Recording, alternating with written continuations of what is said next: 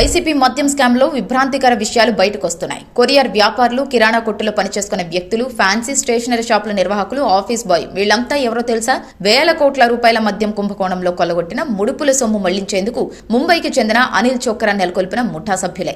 వీరే డొల్ల కంపెనీల డైరెక్టర్లు. వారి పేరిట లావాదేవీల నిర్వహణ వంటివన్నీ చేయించింది. తొలి అంచెలో 4, 2, 3 అంచెల్లో 32 డొల్ల కంపెనీల ద్వారా 77.55 కోట్ల రూపాయల సొత్తు మళ్లించింది. సిట్ దర్యాప్తులో ఈ వివరాలు బయటపడ్డాయి. మద్యం కుంభకోణం కేసులో సిట్ అధికారులు విజయవాడలోని ఏసీబీ కోర్టులో 63 పేజీల అడిషనల్ ఛార్జ్ షీట్ దాఖలు చేశారు. ఆదాన్ డిస్టిలరీస్ నుంచి 18.20 కోట్లు, లీలా డిస్టిలరీస్ నుంచి 20.28 కోట్లు, ఎస్పీవై అగ్రో ఇండస్ట్రీస్ నుంచి 39 కోట్లు, ఓల్విక్, క్రిపటి, నైస్నా, విశాల్ ఎంటర్ప్రైజెస్ వంటి డొల్ల కంపెనీల ఖాతాల్లోకి జమ చేశారు. ఓల్విక్ నుంచి 14 కంపెనీల్లోకి 31.33 కోట్లు, క్రిపటి నుంచి 22 కంపెనీల్లోకి 31.51 కోట్లు, నైస్నా నుంచి 3 కంపెనీల్లోకి 10.58 కోట్లు, విశాల్ నుంచి 4 కంపెనీల్లోకి 4.08 కోట్లు మళ్లించారు. వీటి చిరునామాలు పరిశీలిస్తే అసలు అక్కడ అలాంటి కంపెనీలే లేవని తేలింది. భవనాల యజమానులను ప్రశ్నిస్తే తామెప్పుడు అలాంటి కంపెనీలకు అద్దె ఇవ్వలేదని చెప్పారు. వైట్ ను బ్లాక్ లోకి మార్చి సంబంధిత వ్యక్తులకు అందజేసేందుకు అనిల్ చోక్రాయే ఈ డొల్ల కంపెనీలు ఏర్పాటు చేసినట్లు దర్యాప్తులో వెల్లడైంది.